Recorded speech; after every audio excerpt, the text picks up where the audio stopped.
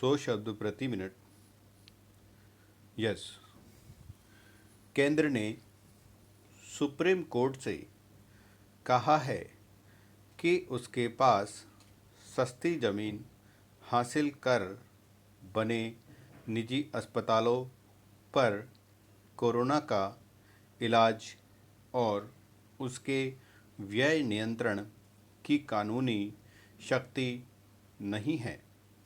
तब जब कोरोना 10,000 प्रतिदिन का आंकड़ा पार कर रहा है, क्या वास्तव में सरकारें अक्षम हैं?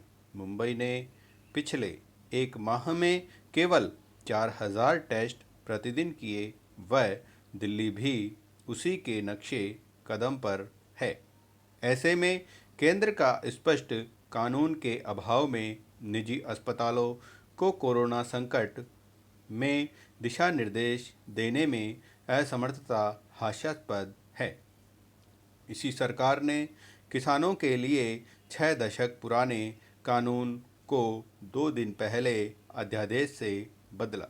फिर आपदा प्रबंधन कानून की धारा 65 के तहत केंद्र व राज्यों की सरकारें किसी भी सरकारी या निजी संसाधन का इस्तेमाल कर सकती हैं। वे राज्य सरकारें जहां मरीजों की संख्या भयानक है, केरल सरकार का अनुसरण कर सकती हैं, जहां अध्यादेश पास कराकर सभी निजी अस्पतालों पर लगाम कसी गई। केंद्र व राज्यों की सरकारें भी अध्यादेश ला कानून बना सकती हैं।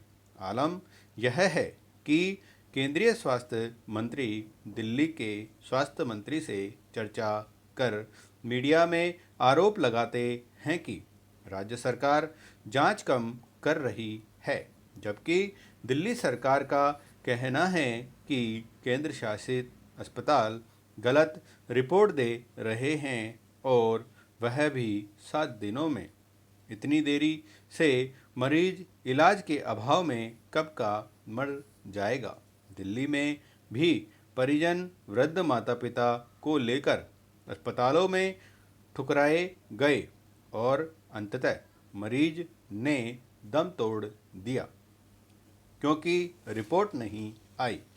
2 माह के 4 लॉकडाउन, एक अनलॉक व मीडिया में सरकार के प्रयासों से मिली तथाकथित सफलता के बाद भी तमाम ज़रूरतों के अभाव में मरीज दम तोड़ रहे हैं। तो ऐसी व्यवस्थाहीनता से बड़ा जन असंतोष संभावित है, जबकि जरूरी है कि हर संसाधन कोरोना से लड़ने में लगाए जाएं, न कि आपस में लड़ने में। विलंब और भटकाव मनुष्य की तासीर में होता है और इसी कारण लोग आलसी हो जाते हैं। जब विलंब होता है तो जीवन का समय दांव पर लगता है और भटकाव पूरे व्यक्तित्व को गड़बड़ा देता है। इन 2 बातों से हमेशा बचिएगा।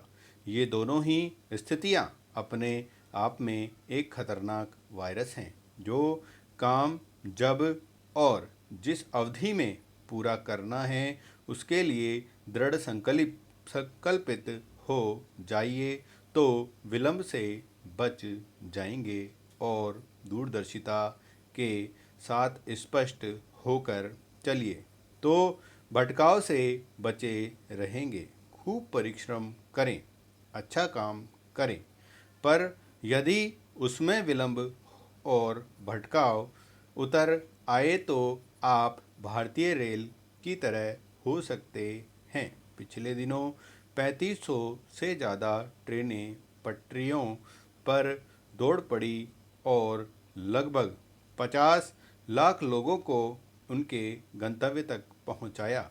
लेकिन कमाल हो गया कि वो भी भटक गई। जैसे तैसे किसी तरह भूखे प्यासे लोग एक जगह से चलकर दूसरी जगह टिक सके। हालांकि यह बात अलग है कि कब पहुंचना था और कब पहुंचे। उससे बड़ी बात यह भी कि कहाँ पहुँचना था और कहाँ पहुँच गए। काम तो अच्छा किया भारतीय रेल ने, पर तरीके ने कई सवालों को जन्म दे दिया।